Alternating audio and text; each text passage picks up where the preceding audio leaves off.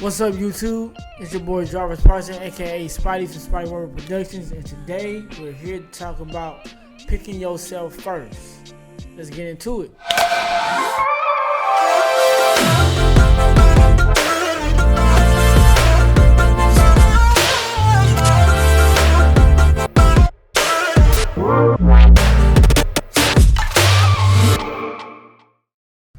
What's up, everybody? It's your boy Jarvis Parson, aka Spidey from Spidey Warrior Productions, and if you're new to this channel, please hit the subscribe button, hit the notification bell, and also hit the like button. Yeah, hit that.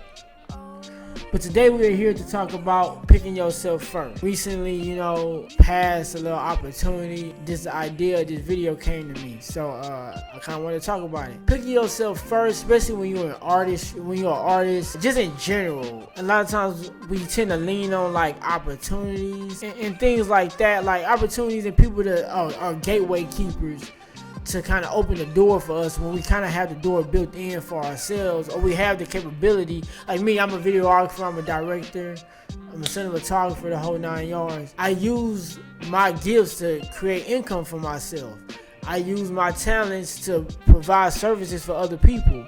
And sometimes, things might not happen as steady as you want it. You might not get the income as often as you want it. You might not have the clientele as often as you want it. Things might be all over the place. 1 month you might be good. At the end of the year, it's Christmas. Things are starting to slow down. And sometimes, looking at other opportunities or other gateway keepers or other stuff like that can kind of open the door for you to where you don't have to worry about so much of slow months. But the issue with that may be a lot of times is that you kind of open yourself up for I ain't gonna say the wrong opportunity, because if it's a good opportunity, it's a good opportunity. But sometimes when you kind of build in the way you want things to flow for yourself, and you try to incorporate other people's, you start working for other people, start doing things for other people, that you kind of have to change the way you do things. You might not be able to do it the way you want to do it, and I'm just not feeling to be able to do that. So for instance, the opportunity was a videography opportunity, but me being a videographer and also having my 9 to 5, I have the opportunity to work and be as flexible with my work as I want to be. I don't have to do it on other people's time or other people's dime. I don't want to just be shout out to my boy Uche. I don't want to just be swapping from one devil to the other, because my 9 to 5 keep me busy, but then at the same time, let's say I stop doing that and I take on this opportunity, I might be working more over there than I do at my original 9 to 5. And you might think, well, what's wrong with that? You're doing what you love. But at the end of the day, it's not so much about doing what you love. It's about doing what you love at the period in time you want to do it. So sometimes you want to take a break. Sometimes you don't want to overwork yourself. And when you're a videographer, a lot of times you do the type of work that you want to do.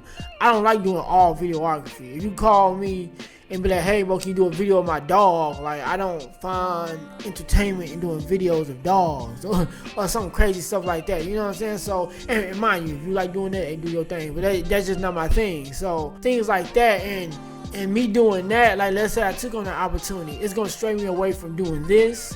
It's gonna stray me away from doing the type of content that I want to create or building my brand up, because I'm too busy trying to build somebody else's brand. And though the pay was good, the pay was more than my 9 to 5, so I do see that.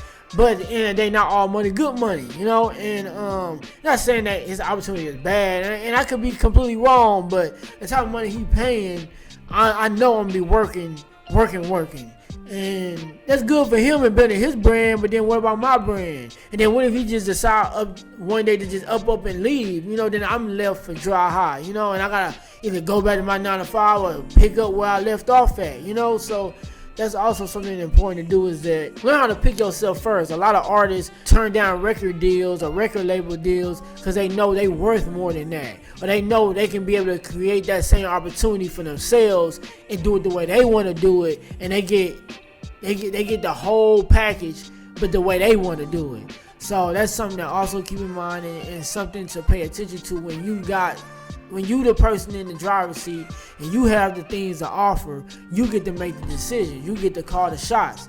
And me being a videographer and people needing our services and not able to just be able to pick up and try it themselves, because it's going to take time. I put the hours in. I put the time in. So because I did that, I have the ability to call the shots.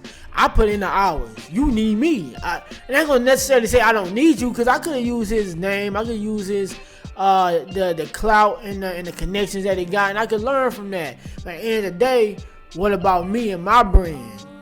What am I putting to the side to build something for somebody else? And then what if things don't go as planned? Then what? You know, so I'm not gonna say don't ever take opportunities that come your way, but sometimes bet on yourself if the situation don't seem as satisfied. If it's not a, oh yeah, this is a definite.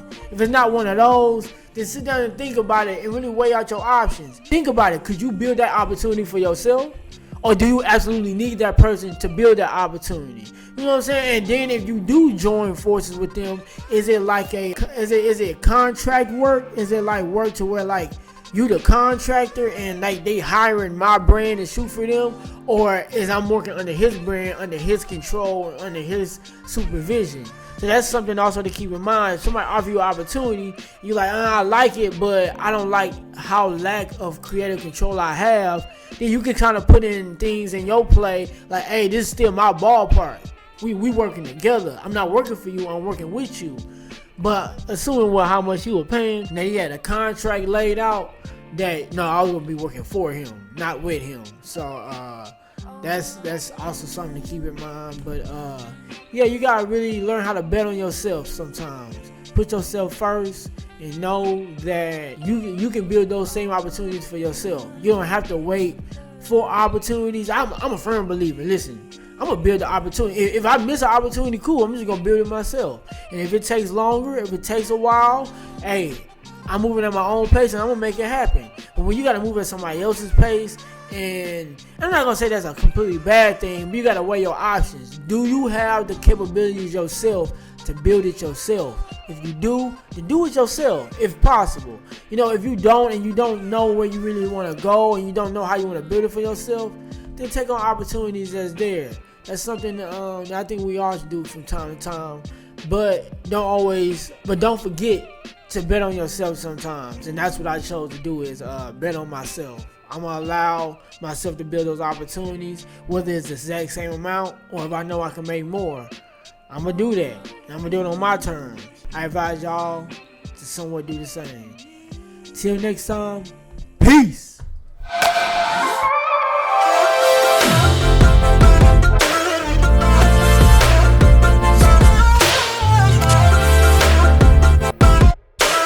Wow.